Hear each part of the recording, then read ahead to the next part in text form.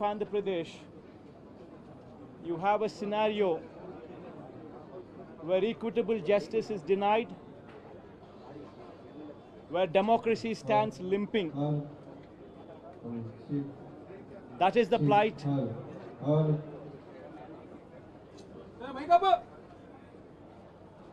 That is the plight of affairs in Andhra Pradesh. You have a government in place where within 45 days of coming into power, you have a situation where more than 30 people have been murdered, where you have more than 300 people on whom you have assaults taken place, which led to attempt of murder, where you have more than 560 properties, private properties vandalized, where you have more than 490 government properties also vandalized, where you also have more than 1,000 cases, where you have a situation of assaults taking place. Private properties destroyed. People walking into the houses, destroying the properties within. Where plantations have been destroyed. That is the plight of affairs in Andhra Pradesh. In fact, you have people like Chandrababu Naidu's son, Nara Lokesh, displaying a red book, where he displaying a red book is actually captured in the form of hoardings and displayed all over the state. And the contents in this red book are a list of officials, a list of politicians on whom they intend to take action, on whom they intend to assault. And this kind of hoardings, starting off with Chandrababu Naidu's son, blatantly being displayed all over the state in Andhra Pradesh, where you have a situation where you're giving instructions to the police that our people would vandalize, our people would kill, our people would assault, and there should be no action taken on them. When you have somebody like Nara Lokesh, Chandrababu Naidu's sons, holding this red book, and this red book being captured in the form of hoardings. Now think about what kind of message it is sending. Now he starts off with a red book at the state level. You have a similar kind of red books being displayed and vengeance being taken at everybody from the grassroots level, at the village level. Now this is the plight of affairs. Now I'd like to question one thing. Today they are in power, tomorrow we could come into power. Yesterday we were in power.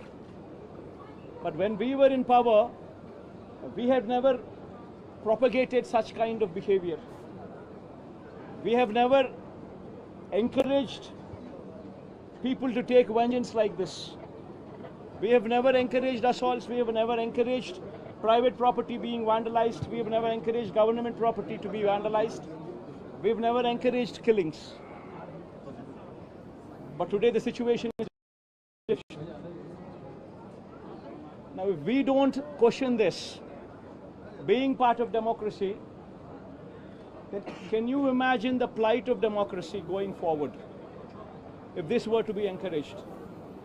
I urge the entire media, the national media especially, I also urge various parties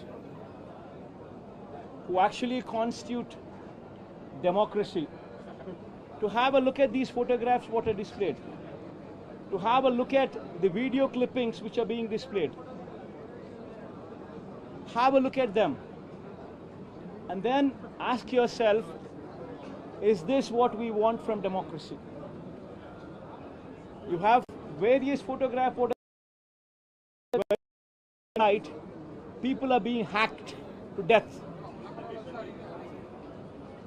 Where you have photographs displayed, where you would find a corporator running for his life, stabbed multiple times. Where you would have various photographs and video clippings displayed. An MP, a member of parliament, touring his own constituency, visits a house of another MP who's also stationed in the same constituency, his house being garroted, stones pelted, his cars demolished, his cars being burnt. These kind of video clippings and these kind of photographs are also being displayed. You would find various photographs where such ghastly incidents take place and where cops are mute spectators. In fact, the worst of thing is the cops foist false cases on the victims rather than sympathize with them. This is the plight of democracy. I urge the entire media, and as the day goes by, various leaders from various political parties whom we had requested to come over here to actually look at this protest, to actually look at this photo gallery protest which has been organized, displaying these photographs, displaying these video clippings, to please have a look at it and raise your voice. Because if we in democracy do not do this, then none can protect democracy.